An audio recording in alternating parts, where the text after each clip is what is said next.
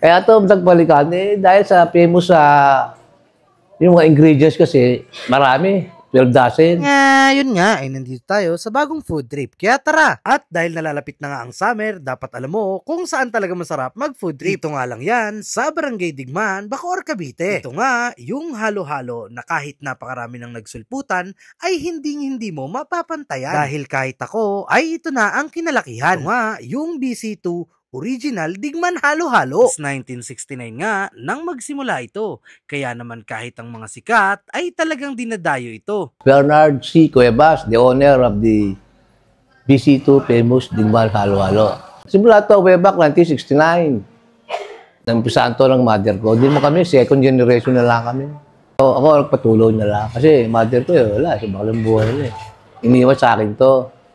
Kasi nung nabubuhay pa yan, gaaral pa kami noon Sabi ng mother ko, pag sa'yo nawala, ipagpatuloy ka, sino sa amin magkakapatid.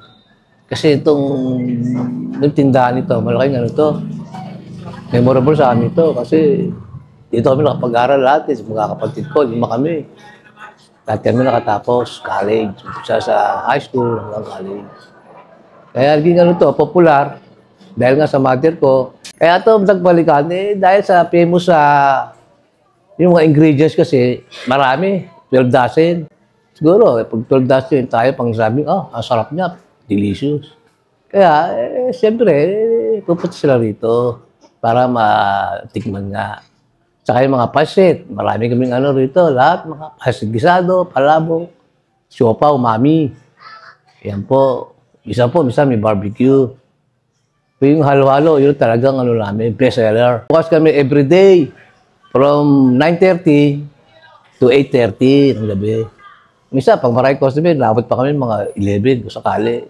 So what's up mga Dawista? Ngayon nga ay nandito tayo sa may BC2 Original Digman Halo-Halo para syempre tikman itong kanilang mga pangmalakasang halo-halo. At ang aking paborito dito ay itong palabok ko. Wow! So ano pang inaantay natin? Hatawin na natin to bago pa hatawin ng iba. Let's go! So bago yun, syempre kasama pa rin natin ang Grain Smart Rice Coffee, ang kapeng gawa sa bigas, low calories, decaffeinated, at stevia na mismo ang sweetener nito. At napakarami nitong healthy benefits dahil nga ang mga ginamit dito na ingredients ay ocrolin, mangosteen, moringa at barley at marami pa ang iba. So wag na natin matagalin, tikman na natin to. Natin itong halo-halo. Wow, grabe. 80 pesos lang tong halo-halo na to. Nandito na talaga ang mga pinaka-solid na halo-halo sa buong Pilipinas ata. Yan, dito nga lang yan sa may Barangay Digman o kilala na sa tawag na Barangay Kaingen Digman o Digman Kaingen. Ayan, pinag-isa na kasi yung barangay na yun. Yan. Wow!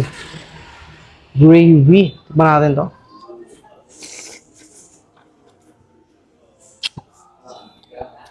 Hop.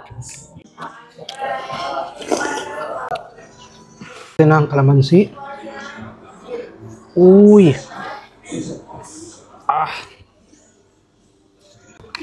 Wow.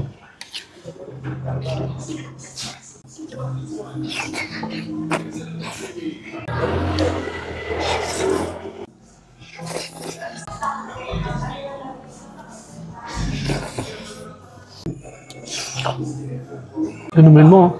Halo-halo.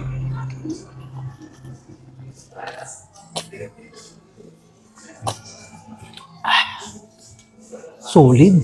So, paano mga tawista, hindi ko nang patatagalin at uubusin ko muna to. Huwag nyo na rin patagalin, dayuhin nyo na nga itong BC2 Original Digman Halo-Halo. Hanggang sa susunod na food trip. Paalam.